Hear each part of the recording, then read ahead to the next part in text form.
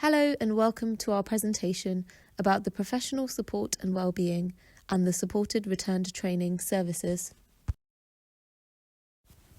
Today we will be going through a background about what the PSW is, some reasons why you may need support from our services during your training, what we may be able to offer you, and how to refer and contact us.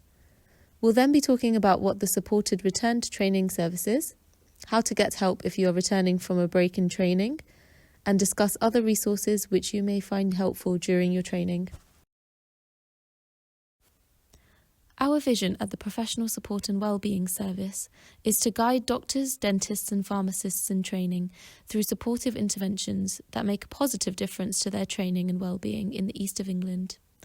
We want to help you be as effective as possible in your professional role, and we want to be able to provide fast access to specialist support and ongoing management. There are many reasons why a trainee may need some support, but some examples are if they're on long-term sick leave, if training is not going as well as expected, if there are any stresses in their personal life which may be impacting on training, for career advice, difficulties with skills such as communication or time management, exam support, and clinical incidents. This table from our website shows some of the things we have on offer to support trainees. You can head over to our website using the top QR code, where you'll be able to find more information about the services we offer, including our regional peer mentoring scheme. On the website, or using the bottom QR code, you'll be able to find the referral forms, which either you can complete yourself as a self-referral, or your educational supervisor or TPD can complete for you if they feel you need some support. Referrals are reviewed on an individual basis by the PSW team, and tailored support is put in place accordingly. These may include exam support, psychological support, careers advice about working less than full-time, sick leave, or returning to training following a long period of absence, neurodiversity screening and assessment, peer mentoring, personal development and coaching, which may include resilient leadership, EQI assessments, and workshops. These options are discussed between the trainee and their PSW case manager, and appropriate support is determined collaboratively depending on what is available and what the trainee requires. So what does a referral to the PSW mean for your training? Case manager meetings are entirely confidential, and the aim is only to support your training. It is non-punitive and does not impact on your training progress. At most, we will contact your educators to let them know that you have engaged with our service, but we do not share anything else. As you can see, the number of new referrals coming into the PSW has increased dramatically since 2011. Between 2022 and 23, there were 566 referrals from trainees into the PSW, which just shows how many trainees engage with our service. If you are struggling and you feel like you're the only one, please know that you are not alone and don't hesitate to self-refer for support.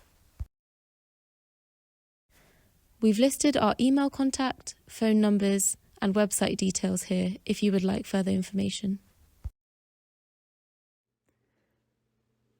Moving on, we're going to talk a little bit now about the Supported Return to Training programme. Firstly, let's talk about what support actually is. Our mission is to ensure that postgraduate doctors and dentists who have taken time out of training for a variety of reasons are supported back to return to the training environment and clinical practice in a safe and sustainable way.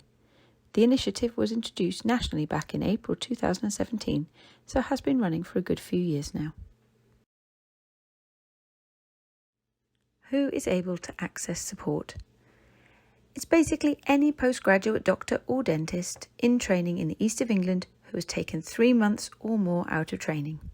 For example, for parental or maternity leave, an out of programme for research, a career break, if they've been on sick leave, or if they've taken a global health fellowship.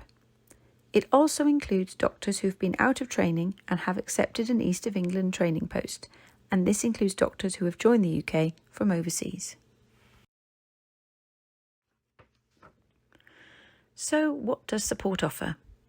We offer enhanced supervision, which is arranged directly through the trainee's new department, but we can provide funding, for example, for a senior doctor to locum with the trainee to support them on out-of-hours shifts. We provide online learning resources which are accessible at a time to suit the trainee. We can also provide some sessions with a career coach, emotional intelligence assessment, and psychological support. We are able to provide some additional funding to attend courses relevant to the trainee's specific training programme, for example, ATLS or PROMPT, and we offer some local return to clinical practice and wellbeing events as coordinated through individual trusts. We assist the trainees with access to local support champions. These are consultants in the hospitals to which the trainee is returning, who can act as a facilitator and guide to both parties while they are returning to clinical practice and negotiating what they need. How is it possible to access support? Firstly, the idea is that a trainee submits a support plan and they use the plan as a pro forma to guide the discussion of what the trainee needs for taking time out and then returning to a training programme. This should be with the training programme director or their college tutor, either face-to-face or remotely. When the plan is complete, they can contact the support team or the local trust champion for advice and guidance as to how to put that into practice. Support champions for each of our trusts are available on the East of England Deanery website. So what is the timeline that we're looking at to access the support programme? Effectively, there are two forms of out-of-programme. There is planned leave, such as parental leave or out-of-programme time for research, or unplanned leave, such as sick leave or carers leave. Let's go through the planned option, which is obviously simpler. 3 months prior to the out-of-programme, the trainee fills in a pre-absence form found on the East of England Deanery website. Then, while out of programme, about 3 to 6 months before returning to work, fill in the second form and hopefully have an initial return discussion with your training programme director or college tutor at the trust to which you are returning about 5 months before. For an unplanned out of programme, as soon as it's realised that the trainee is likely to be out of clinical work for more than 3 months, they should contact their training programme director or clinical tutor and start the process of looking through those forms. And then, once the trainee has returned, up to 2 months afterwards, we would ask them to fill in a post-review form to review how the return has gone. This last slide is about our support contact information. There is a direct email address, telephone number and the website, which has lots of useful links on it and guides containing all the information from these slides plus the contacts of the champions for each trust. If a trainee is in need of some extra support, where can they find help?